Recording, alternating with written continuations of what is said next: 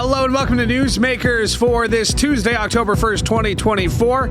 And with the turn of the calendar, we move one step closer to our provincially elected officials returning from their extended summer break and to discuss what their priorities may be for the ruling PC government as well as the opposition NDP and the Ontario Grits. I'm pleased to welcome back to the show our Queen's Park producer here at CHCH, Randy Rath. And Randy, that's kind of the big question. Will we get any kind of hint that there'll be an election in this spring? What are you expecting to see in those 2.5 weeks that we see MPPs return to Queen's Park? Do you mean before they return to Queen's Park? Yeah. I don't expect us to get any indication if there's going to be an election next year. We've already had indications that there are. I was convinced not too long ago that there wasn't going to be an election, and that was based solely upon Doug Ford's understanding that Jagmeet Singh didn't get his pension until October of 2025 or November of 2025. But Doug was wrong on that. Jagmeet gets his pension in January of 2025. So that changes the whole scenario as far as I'm concerned as to when there could be a federal election. And the Tories in Ontario want to get that election out before the feds do. So it could happen anytime. And to add to that, the Progressive Conservatives in Ontario provincially are having training sessions next week in Toronto and then one in Ottawa and a couple more weeks where they train for election preparedness. They show how to run an election campaign in the riding, how campaign offices should work, that sort of thing. So they're ramping up. They're getting prepared for this thing. I wouldn't be surprised to see it next spring. I can't see it happening before, the weather gets nice. We had Sabrina Nanji on here a couple of weeks ago. She wrote about that this week as well. You mentioned it. It is a free campaign management training session. You mentioned the Toronto training day as well. What do the Ontario PCs have to gain in a provincial election? They have a majority. They've passed whatever they've wanted to pass. What would they have to positively benefit from by calling an election in the spring? They maintain power. If the federal Tories get in, Poilievre is going to start to cut programs. He's going to start to cut back on the amount of money that's spent, and that will reflect negatively on all Tories. So Doug Ford doesn't want Poilievre's cuts to affect his electability. Yeah, and I mean, because that's what people don't like about politics, is that you're basically just running to stay in power. Ford seems very clear that he's going to announce these pie in the sky ideas, these tunnels. He's going to run on the fact that he got booze into convenience stores and gas stations. But to earn another mandate, I mean, what can he say he's done, and how does he run on that? He can't run on the fact that, well, I had to beat the federal PCs to it. So what does he run on? Well, what he runs on, he says, I have already completed what I promised I would do in the last election campaign. So let's have another term when I can make even more progress in fixing things in the province. And they look at it as they have fixed things in the province. And that's not necessarily, some big fabrication. They've spent a ton of money on infrastructure and on building hospitals, building schools, building long-term care homes. The opposition doesn't want you to think about that, but it's true. They've spent billions of dollars, unprecedented amounts on hospitals and on long-term care homes. And, you could throw infinite amounts of money at hospitals and long-term care homes and not meet the needs of the population. And also, one of the reasons that we're falling behind with hallway healthcare and that sort of thing is our population has grown immensely since the last election. Like you've gotten essentially 1 million more people in the province since Doug Ford took power, and it's very hard to keep up with the healthcare needs of 1 million extra people.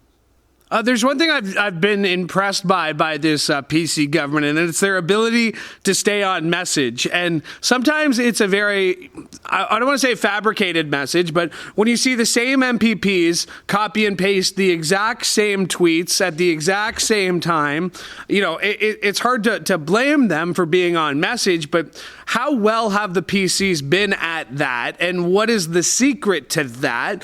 Because it seems like the NDPs, the Liberals, the Green, I'll give some pass to. Mike Schreiner, I think, is pretty good at rapid response. The PCs are so good at their rapid response and changing the narrative quickly. Yeah, they move the MPPs spout the party line. They all tweet it or X it or whatever we call it now once they've made an announcement, and that's where Bonnie Crombie is falling behind because she's largely been missing in action since she took the leadership. She had a press conference the other day to talk about excessive spending on agency nurses, and it was the same day that Doug Ford announced his giant tunnel project idea. Project, yeah.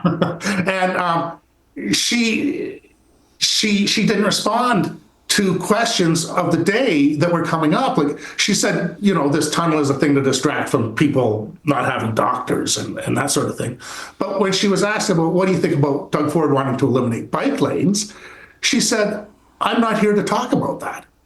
We're here to talk about agency nurses. And she wouldn't supply an answer. And there's another issue that just escapes me right now that she wouldn't answer. And I thought, Bonnie, you're not out there that much. So when we do get you, we're going to ask you everything that we could possibly think of, because if there's a story of the day and we go to the Liberals wanting response, Bonnie isn't. They'll give us a quote from Bonnie, but they generally won't put her up. And so we go after John Fraser, who's a very effective communicator, and he's the guy that's going to be leading the Liberals in the House this time, this next sitting. And, it's unfortunate for Bonnie that she doesn't have a seat right now. Well, and and I was going to switch there because we saw the Milton by-election. She declined not to run in that seat. It could, looked like a smart move with the PCs winning it. We saw the Bay of Quinte election as well. You would think that because of those results, and the Liberals will say, hey, we gained a greater vote share than we did the time before. Our share of the vote is growing. That's something to look forward to. Look at the PCs. They're dropping. It was a closer election than it should have been. Are you not surprised that considering those results, we don't see more Bonnie Crombie, and to an extension, we don't see Merritt Stiles, or is everybody just enjoying this extended summer break they've had? Merritt Stiles is out there all the time. She will, if you ask for reaction from the NDP, Merritt will give it, or she'll let her, the person that's her critic do it. Yeah. I think that Bonnie has given up an opportunity here to get herself known by the public, and not being available has made it so that the narrative that the Tories have put on her, calling her, the queen of the carbon tax, that has stuck because she hasn't been able to define herself. She has allowed the Tories to define her, which is, in my mind, a critical error on the part of a wannabe premier. The other thing, I guess, about Bonnie Crombie she's going to have to face is those people who can't separate liberal or federal liberals from provincial liberals. Has Bonnie done a good enough job distancing herself from an unpopular Justin Trudeau, or how much do you see Doug Ford using the unpopularity of Trudeau to go after Miss Crombie? Well, Bonnie has been distancing herself from Mr. Trudeau, and Doug Ford he will attack Trudeau's policies, but he likes to say, I get along with anybody. I can work with anybody. So he isn't going to personally attack Justin Trudeau, as his federal counterparts will. Mr. Ford is blaming Bonnie herself and not trying to link her with the federal Tories, other than the queen of the carbon tax thing. which let's is a talk. pretty big deal. Yeah. I mean, they got a lot of money to spend, right? The PCs do. We see these $1,000 a plate fundraisers happening every week. How do you see them sort of spending that money? Like you said, you don't think they're going to be dropping any too distinct hints that there's going to be an election. We'll see funding announcements like this tunnel thing. What would you expect to see in this sitting coming up? It's going to be a short one. I think we were talking about the way the calendar shakes out. Who's going to be using their time? What are they going to be arguing for? What's the next few months going to look like pre-election?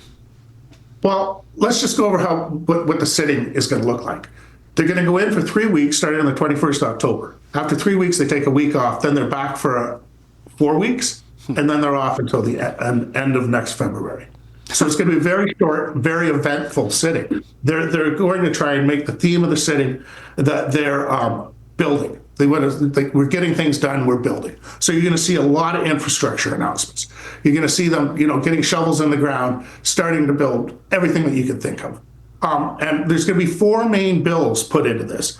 There's going to be an omnibus bill, which is going to talk about reducing gridlock. So they're not going to say they're going to build the tunnel, but they're going to talk about bike lanes. They're going to do other measures to try to reduce gridlock. And it's going to be an omnibus bill, which means it's going to control, or it's going to encompass all sorts of stuff that doesn't necessarily have to do with relieving gridlock. And I think that because there's such emphasis on reducing gridlock in traffic, that they must have polling that shows that that's very, very popular with Ontario. The second thing they're going to do is they're going to do safer communities. They've been preconditioning us for this with shutting down injection sites. They're going to, open up heart hubs. They're going to give detail on how that's going to happen. And there's going to be other measures to make people feel safer on the streets. I think they're going to enhance the cops' abilities to do their jobs. And there's going to be a red tape reduction bill, which happens every 6 months. They put in a new red tape reduction bill to make it easier and faster to do things in the province, to build things, to open businesses, that sort of thing. And around Remembrance Day, there's going to be a veterans bill that they bring out that will make it enhancing community. They're going to enhance community supports for veterans. And also, and the thing that's been emphasized to me from insiders is they're going to make a big deal of increasing available energy in the province. So they're going to, we're going to have huge demands for electricity going forward, and they're going to do something. I don't know what. They're going to have more energy sources. So I would speculate that those small modular nuclear reactors that we hear about and they're so proud of, I would wager that they will put those around the province. I don't know how many, so that there is electricity produced closer to where it's needed, so you don't have the problems with enormous lengths of transmission line. Yeah, we've heard nuclear for a while. Bruce Power, Darlington, OPG up there, a lot of different places that, I think they've announced plans to expand those reactors, and that's going to be something, again, Doug Ford talks about how he likes to work with everybody. If those announcements are going to come, they could benefit both the federal Liberals and the provincial Conservatives, if they're those joint announcements that they talk about billions of dollars that we've seen. So much for EVs, and I don't want to get you started on EVs, Randy, but I do want to talk about Monique Taylor. She has decided that she's going to make that jump to MP, or try to be an MP. This is not a good sign if you're Marit Stiles, a pretty popular MPP in a pretty orange area here in Hamilton. What do you think? What do you think of the move? And should Stiles be worried that more people might be jumping ship? Well, she's already had, since Monique made that announcement, she's already had another MPP in Toronto say that they were going to do the same thing as Monique and try to run federally to see if they can win a seat. And aside from being in a bigger pond, there's a really good reason for why these MPPs want to move to be MPs, and that's because as an MPP, you don't have a pension. And if you're an MP, you get almost about half again as much more pay than an MPP does. So, it's a problem in that MPPs haven't had a raise in 16 years, and they took their pensions away 16 years ago. So it's, it's much more of a personal benefit and give you a future where you can retire comfortably if you're an MP. So, I mean, Doug Ford refuses to do anything about MPP pay scales, and he essentially has told his caucus, if you don't like it, leave. So, it sounds like, MPPs make like 120, which sounds like a lot of money to a lot of people, but in the grand scheme of things now, that's not a lot. A lot of people in the private sector make way more than that. Yeah, particularly with the same sort of responsibilities that an MPP has. Well, I was reading an article from CBC today, too, as well. It was about small-town mayors who were talking about the Sunshine List. They're included in the Sunshine List. That's another list where, if you go back to what it was at in 1996, $100,000 is actually $180,000. And it was pretty telling. You had these mayors who were saying, like, $100,000 isn't as much as it used to be. Caitlin Clark from the Premier's office responded to the article, said, $100,000 is still a lot of money. So that basically puts into perspective how Doug Ford thinks about compensation when it comes to politicians. But to that point, Doug Ford's going to have to deal with this problem too. We've already seen it, right? Especially if conservatives feel that they can use their name recognition. How if I'm going to ask that question about Stiles, same question should be asked: How worried is Doug Ford about people jumping ship to run federally for the Conservatives? Well, he should be. That's why we had that Milton by-election, right? The MVP there left so he could run federally. And,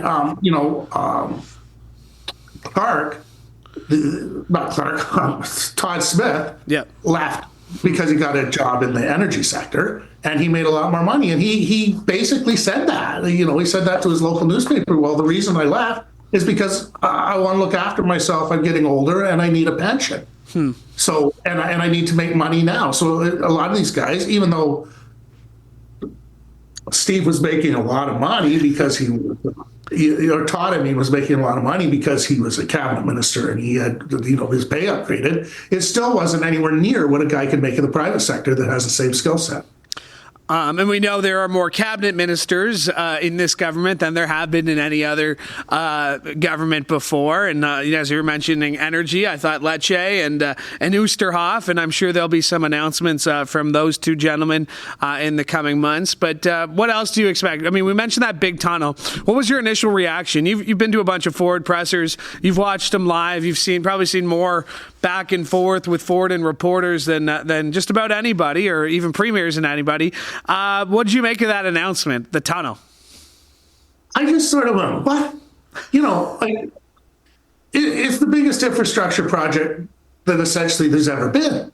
It's a massive thing. The 401 is, the widest highway in the world in some spots. And it's like 30 or 40 miles long, or 40 to 50 kilometers long. And it would be just an incredibly expensive, incredibly disruptive process to do it. I really don't think it'll ever happen.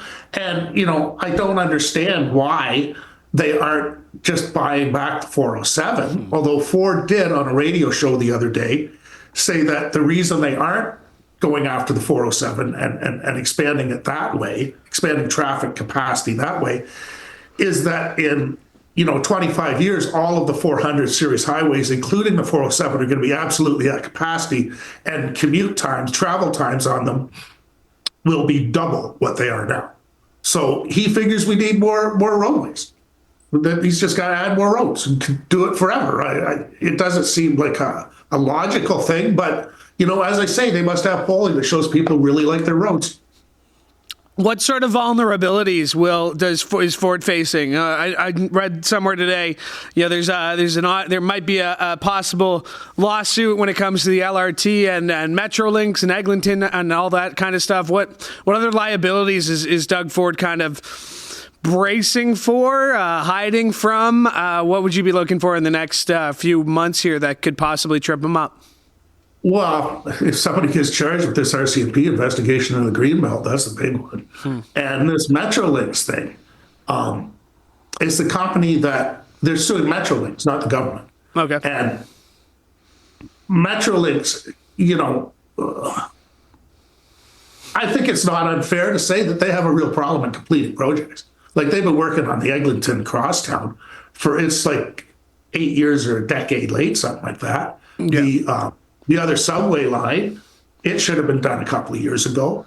The Hamilton LRT, they put out a report that's all on time a few months ago, but who knows if it's on time or on schedule.